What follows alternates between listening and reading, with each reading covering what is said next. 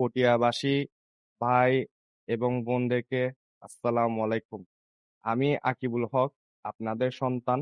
আজ আপনাদের সামনে দাঁড়িয়ে আমার বাবা মোহাম্মদ এনামুল হক এনামের জন্য আপনাদের কাছে দোয়া চাচ্ছি। আগামীকাল জাতীয় সংসদ নির্বাচনে আপনারা সবাই আমার বাবাকে ধানের শীষে ভোট দিয়ে জয়যুক্ত করবেন এবং উনাকে আপনাদের সেবা করার জন্য সুযোগ করে দিবেন। পটিয়া সবসময় সত্য ও ন্যায়ের পক্ষে দাঁড়িয়েছে। বিএনপি মানে অধিকার, উন্নয়ন ও গণতন্ত্রের রাজনীতি। আমার বাবা দীর্ঘদিন ধরে আপনাদের পাশে ছিলেন। সুখে দুঃখে আপনাদের কথা শুনেছেন। আপনাদের সমস্যার সমাধান করার চেষ্টা করেছেন। তিনি ক্ষমতার জন্য নয়, পটিয়া মানুষের সেবা করার জন্য নির্বাচন করছেন। এই নির্বাচন আমাদের ভবিষ্যতের জন্য খুবই গুরুত্বপূর্ণ। আপনারা সবাই কেন্দ্রে যাবেন, নিজের ভোট নিজে দিবেন এবং অন্যদের ভোট দেওয়ার জন্য উৎসাহ করবেন।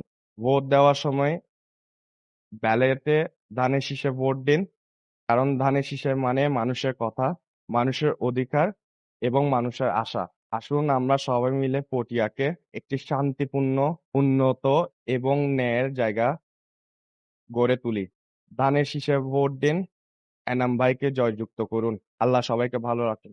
আপনারা জানেন বিগত ১৭ বছর আমার বাবা যে ত্যাগ স্বীকার করেছে, অন্য কেউ করেনি। যার ফলে বিএনপির চেয়ারম্যান তারেক রহমান আমার বাবাকে ধানের শীষে মনোনয়ন দিয়েছেন।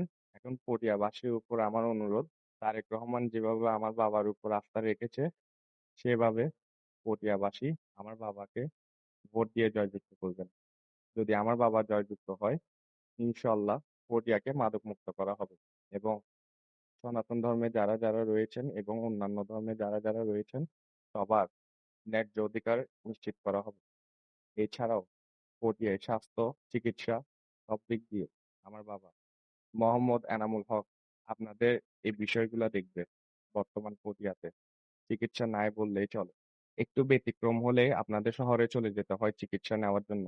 ইনশাআল্লাহ আপনাদের প্রতি বিনীতভাবে আহ্বান জানাচ্ছি আগামীকাল ১২ই ফেব্রুয়ারি জাতীয় সংসদ নির্বাচনে ধানের শীষে ভোট দিয়ে আমার বাবাকে জয়যুক্ত করুন। আপনারা জানেন বিগত যত মন্ত্রী, যত এমপি রয়েছে তারা কোনো সময় তাদের সাথে আপনারা সরাসরি জনগণরা যোগাযোগ করতে পারেননি। কিন্তু তা আমাদের সাথে হবে না।